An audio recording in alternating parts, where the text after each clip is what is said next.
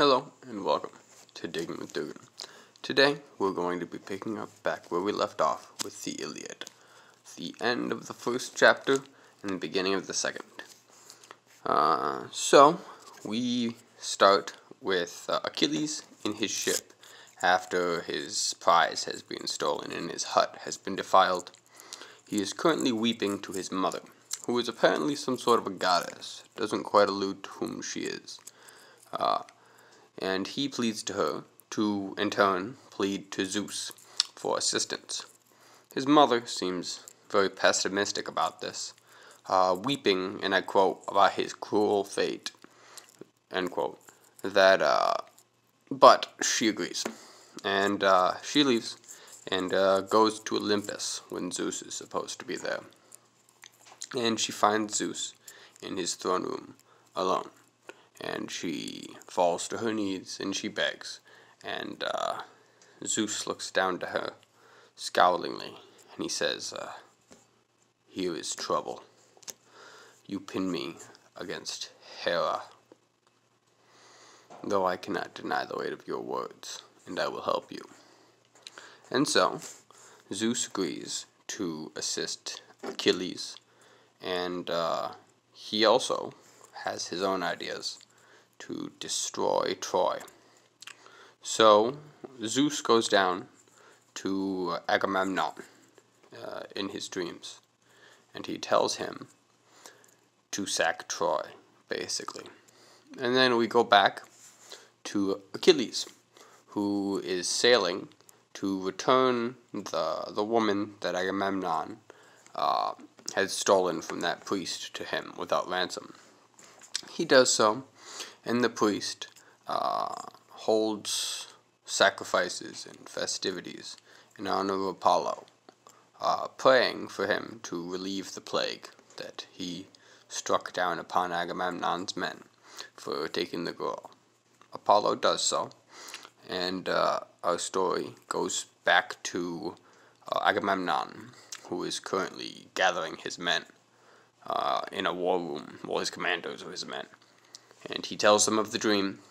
The sort of head honcho commander says that if any other man had presented this to them, they would have doubted him and possibly even laughed at him. But the man who had this dream was king, so they will do as he commands. And the men start rallying up, and for some reason, whether it's the influences of the gods or Agamemnon himself, Agamemnon suddenly and abruptly says that they're going to go home, rather than directly to Troy. And that's the point when Hera. Now, Hera in this tale is portrayed like as the stereotypical nagging wife who pesters other people to do her bidding. And she does not like Zeus for agreeing to assist Achilles. And they argue with each other. And she brings up that she saw Achilles' mother leave. And Zeus is impressed by how close to the truth her guess is, but he shouts her down. And then Hera's son, Hephaestus, steps in on his mother's side, but attempts to disarm Zeus's anger. Zeus is less than angry after that, and they feast until they go to bed. Now, back with Agamemnon, he tells his men that they're going to go home for one reason or another. It's really abrupt, because the narrative sets you up to think that they're about to sack Troy. They start going home when, for some reason, Hera pesters Athena, and Athena is pestered into persuading the men not to go home. She goes down to her favorite, Odysseus, and she, persuades him to stop them. And he goes to commander, persuading them to stay, saying that the king's orders are harsh, and all sorts of light-handed words that make their functional act of treason seem like nothing. And then he shouts down any soldiers who are doing what they're supposed to be doing and tell there's no one on the beach except for one man. This man is not there because he wants to go or anything.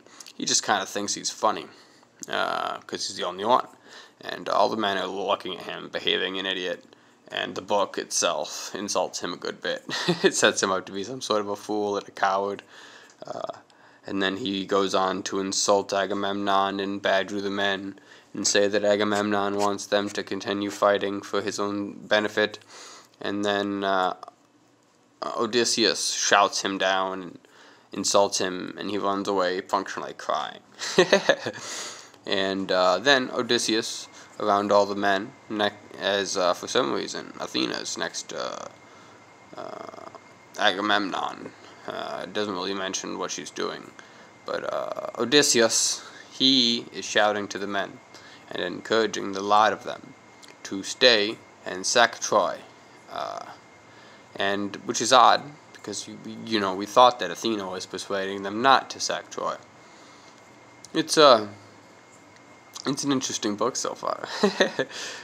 Seems to be a whole lot of the gods influencing men's mind. So often they'll do things that don't make narrative sense.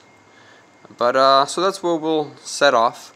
At this point, the men are thoroughly encouraged and prepared to sack the city of Troy, and somehow the narrative just kind of puts them outside the walls.